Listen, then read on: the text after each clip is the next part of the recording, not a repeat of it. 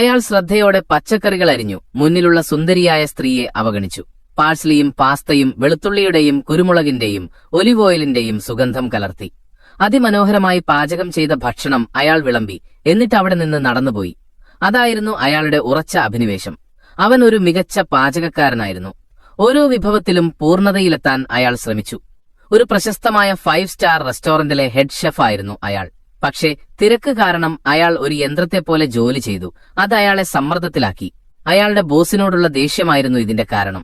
ബോസിന് പണം മാത്രമാണ് ഇഷ്ടം. അതുകൊണ്ട് വീണ്ടും വീണ്ടും ഏറ്റവും കൂടുതൽ വിറ്റഴിക്കപ്പെടുന്ന വിഭവങ്ങൾ പാചകം ചെയ്യാൻ മാത്രമാണ് അയാൾ ആവശ്യപ്പെട്ടത്. ഒരു ദിവസം ഒരു പ്രശസ്ത ഭക്ഷണ നിരൂപകൻ അവലോകനത്തിനായി റെസ്റ്റോറന്റിൽ വന്നു. പുതിയ വിഭവങ്ങൾ പരീക്ഷിക്കാനുള്ള അവസരമാണിതെന്ന് പാചകക്കാരൻ കരുതിയെങ്കിലും ബോസ് അത് നിരസിച്ചു. ഒടുവിൽ അയാൾക്ക് സിഗ്നേച്ചർ വിഭവങ്ങൾ തന്നെ ഉണ്ടാക്കേണ്ടി വന്നു. ഭക്ഷണം കഴിച്ച ശേഷം നിരൂപകൻ ഓൺലൈനിൽ ഒരു മോശം അവലോകനം എഴുതി. പാചകക്കാരന് ഒരു കഴിവുമില്ലെന്നും അയാൾ പറഞ്ഞു. ഇത് വായിച്ചപ്പോൾ പാചകക്കാരൻ നിരൂപകനെ ശകാരിച്ചു.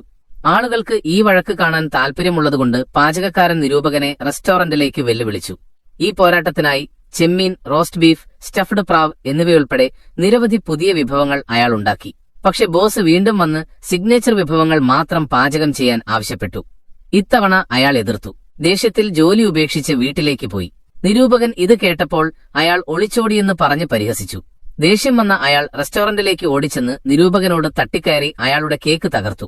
അതോടെ അയാളുടെ ജീവിതം താറുമാറായി. ജോലി പോയി. ദേഷ്യപ്പെട്ട വീഡിയോ ഓൺലൈനിൽ പ്രചരിച്ചു. ഒരു റെസ്റ്റോറന്റിനും അയാളെ ജോലിക്കെടുക്കാൻ താൽപര്യമില്ലായിരുന്നു. അയാളുടെ കാമുകി പോലും ഉപേക്ഷിച്ചു.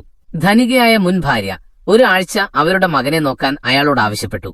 ഇത് കേട്ടപ്പോൾ അയാൾക്ക് സമ്മതമായി. ജന്മനാട്ടിലേക്ക് മടങ്ങിയെത്തിയപ്പോൾ മുൻ ഭർത്താവിന്റെ ഉപയോഗിക്കാത്ത ഫുഡ് ട്രക്ക് മകന്റെ അമ്മ സൂചിപ്പിച്ചു. അത് കടമെടുക്കാൻ പാചകക്കാരനോട് ആവശ്യപ്പെട്ടു. അങ്ങനെ അയാൾ അവളുടെ മുൻ ഭർത്താവിനെ കാണാൻ പോയി. സുന്ദരനായ അയൺമാൻ. പരിഹാസങ്ങൾക്ക് ശേഷം അയൺമാൻ ഒടുവിൽ ഫുഡ് ട്രക്ക് അയാൾക്ക് നൽകി. അങ്ങനെ ആ മനുഷ്യന്റെ തെരുവ് ഭക്ഷണയാത്ര ആരംഭിച്ചു.